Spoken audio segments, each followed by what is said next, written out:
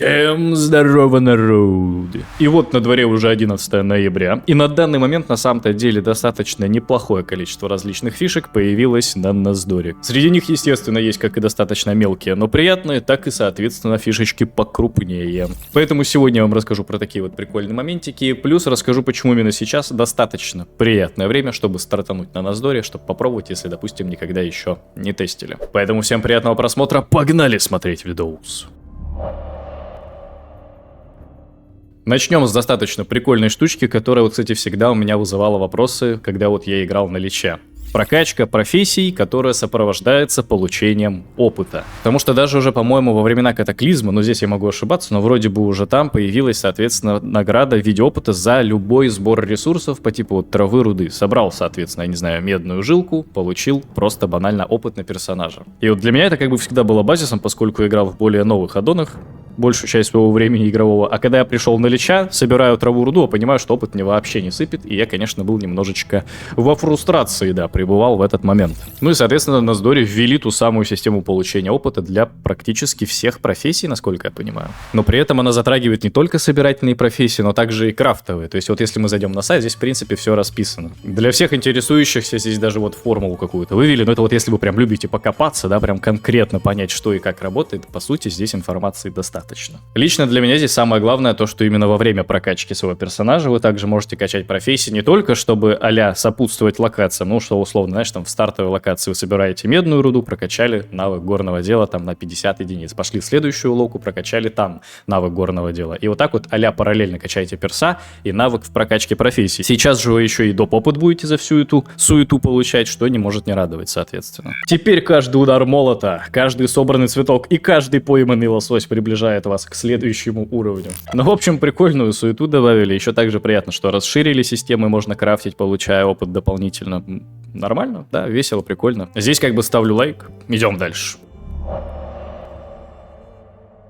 Следующий прикольный ивент а-ля фишка — это охота за сокровищами. Ежедневная суета, которая происходит, в принципе, постоянно. Ну и опять же, да, ежедневно. Суть в чем? Трижды в день в какой-то локации будет появляться сундук, местоположение которого игрокам нужно будет определить, решив загадку, которая появляется, соответственно, в чате. Все это дело появляется по расписанию с погрешностью в 30 минут, насколько мы можем видеть. И вот, соответственно, решив данную загадку, потом прилетев на примерную локацию, отыскав сундук, игроки будут получать награды. И я так понимаю, редкость награды будет определяться рандомно, просто в зависимости от вероятности. То есть 40% это обычный сундук, 30% редкий, 20% мистический и 10% легендарный великий ларец. При этом победителем в данной активности, скажем так, может выйти только один игрок, поскольку после открытия сундука другими игроками это действие уже будет совершить, соответственно, невозможно. Ну, скажем так, в данном ивенте я бы никогда не нашел сундук, это уж точно, поскольку вот, ну, здесь, получается, упор идет на знание локаций, на знание, видимо, какого-то лора, возможно. Я просто вот конкретно загадки сами еще не успел уследить в чате, поскольку я именно захожу там условно по PvP-шиться. Но как будто бы для любителей лора, для любителей, в принципе, вселенной, для любителя мира вот этого, да, 3.3.5, Nord School и так далее, ивент прикольный. Опять же, даже если вы не особо рассчитываете на какую-то там награду, вам может быть интересен чисто процесс, да? Увидеть загадку, разгадать ее, найти ларец, ну типа а-ля охотник за сокровищами в натуре, так что тоже как будто бы минусов не вижу. Пишите ваше мнение по данным ларцам, если уже принимали участие в данном ивенте, почитаем, что вы об этом думаете.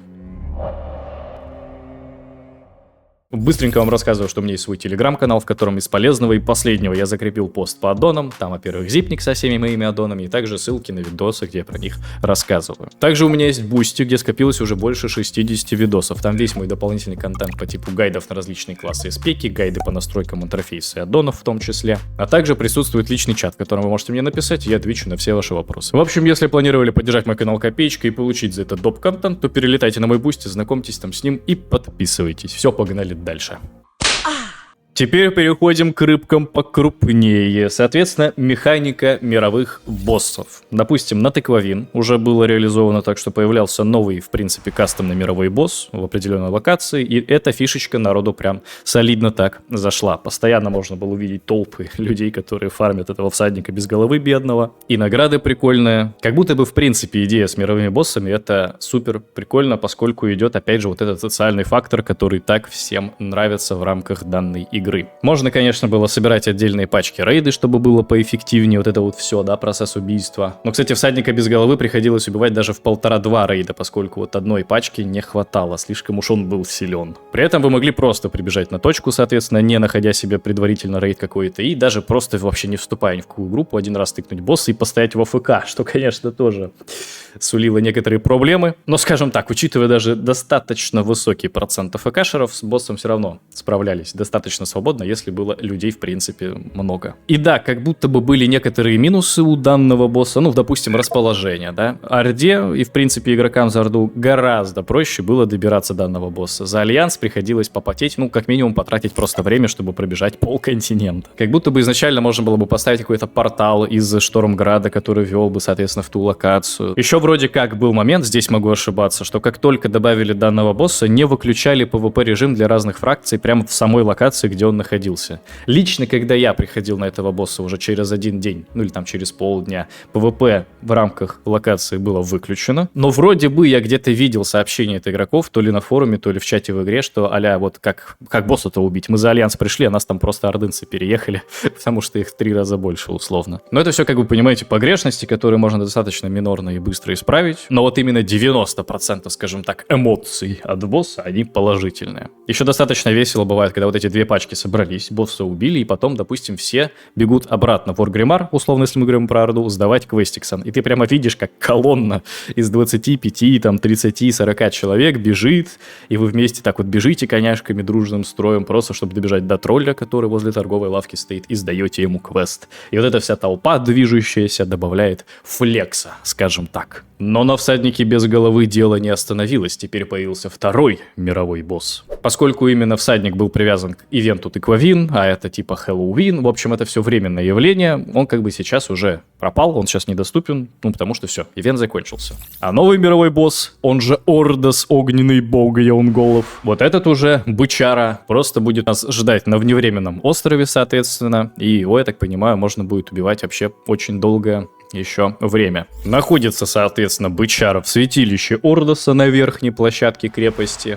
Ну и, соответственно, можно постоянно приходить, его долбить, квестики выполнять и, соответственно, за счет новых дропсов улучшать себе экипировку и так далее. В общем, если в целом говорить про концепцию мировых боссов, то это достаточно прикольная фишка. Особенно, вот мы, допустим, вспоминаем Пандарию, там были и Галеоны, и Шазлость, и вот кого там только не было в виде этих самых мировых боссов. Единственное, что они там имели КД, соответственно, в одну неделю. То есть вы только раз в неделю могли получать дроп с этих вот самых боссов. И дроп там чаще всего вам не выпадал. Но вот лично я, допустим, когда в Пандарию Классик играл, я, по-моему, раз 5 или 6 убил Иша и Галеона, и мне ни хрена с них не выпало, ни одной шмотки, просто какая-то голда и все. На Носдоре же мировые боссы, скажем так, пополезнее. Их убийство дает вам гораздо больше. Ну, по крайней мере, их даже можно фармить, чтобы вот себе много шмоток улучшать. И вот здесь как будто бы уже дело пристрастия. То есть какому-то игроку будет достаточно комфортно убивать босса не чаще, чем раз в неделю, но при этом, если был бы гарантированный шанс дропа на шмотку, да, не как в Пандарии, типа повезло, не повезло. А вот кому-то будет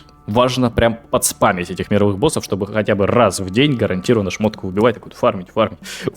Здесь уже кому как нравится. Насколько я понимаю, прям вот обязаловки на ежедневный фарм мирового босса нет. И вы, в принципе, можете на него даже подзабить, особо это на силу вашего персонажа не повлияет. Но при этом, если вы будете заниматься данной активностью достаточно часто, свои бенефиты вы тоже получите. В общем, здесь тоже обращаюсь за вашей обратной связью. Можете написать в комментариях все, что вы думаете по данному поводу. В целом, про мировых боссов и про конкретную реализацию вот на Носдоре, да, если, опять же, щупали всадника без головы, если щупали быка Ордоса. Йоу! Первый PvP сезон. Дождались, как говорится, все наши любители помахаться. Значит, он уже начался, мы уже в процессе первого PvP-шного сезона, завершается он 31 декабря. И вот здесь вот самый интересный такой пунктик и момент, что после завершения данного PvP-шного сезона лучшие команды из брикета 2x2 потом будут соревноваться в отдельном, соответственно, турнире уже за призовой фонд в размере 100 тысяч рубльсов. То есть прямо сейчас, если у вас, например, есть какой-то тиммейт, с которым вы очень неплохо бегаете двойку, имеет смысл пойти на Носдор за неделю, ну это, я думаю, это максимум, прокачать себе персонажа до 80-го левела, получить PvP-шный гир достаточно просто здесь и очень быстро можно сделать. Ну да, я вот гарантом говорю, за неделю можно точно в нормальный такой предбисовый, почти фуловый гир одеться. И все, и идете, фармите двойку, я так понимаю, достаточно высокие шансы в топ-32 по рейтингу арены 2х2 попасть. Если у вас тиммейта нету, скажем так, другаля, который, да, вот прям гарантом с вами может играть, понятное дело, будет посложнее, потому что, ну, хочется именно найти себе такого базовика, с которым ты уже сыгран,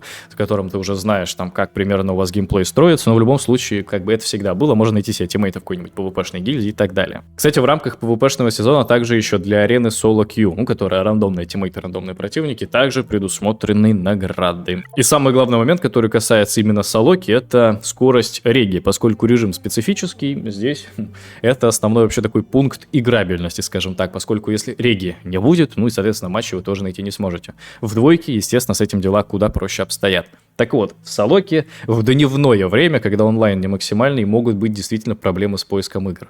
Ну, по крайней мере, мне точно в этом плане не везло.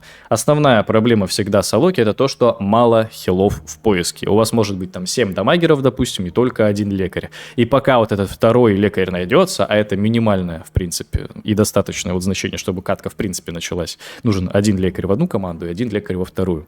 Вот этот вот второй лекарь, в принципе, может искаться, ну, неопределенное количество времени. В чатерсе мне на стримах пару раз писали, что prime time, ну, вот опять же, лично, видимо, кем-то было определено, что вот на Насдоре в 9 часов вечера по Москве это prime time для реги Солоки, и там особо проблем с этим не возникает. Но опять же, если верить на слово, то там не то, что проблемы не возникает, а а-ля 30 секунд или 1 минута на регу Соло-Кью каточки. Но, как по мне, здесь просто могли некоторые факторы сойтись, опять же, не стоит это упускать, что, допустим, когда в торговой лавке появляется квест на выигранных 10 арен, это сильно достаточно бустит регу Соло-Кью, соответственно, поиска, понятное дело. В принципе, допустим, в некоторые вечера могут прийти какие-то хилы, которые любят порегать, а во следующих вечерах их уже не будет. Но здесь как будто бы уже только вот на личном опыте и на личном эксперименте проверять, действительно ли прямо вот в 9 часов вечера такой прайм-тайм неофициальный на регу Солоки выстроен. Ну, в любом случае, первый сезон хотя бы дождались, теперь он, в принципе, есть, потому что первые вот эти сколько, 2 месяца, да, около того сезона PvP-шного, в принципе, как такового не было. Поэтому, соответственно, награды в конце PvP-шного сезона будут и для брикета Соло-Кью, и для 2х2, соответственно.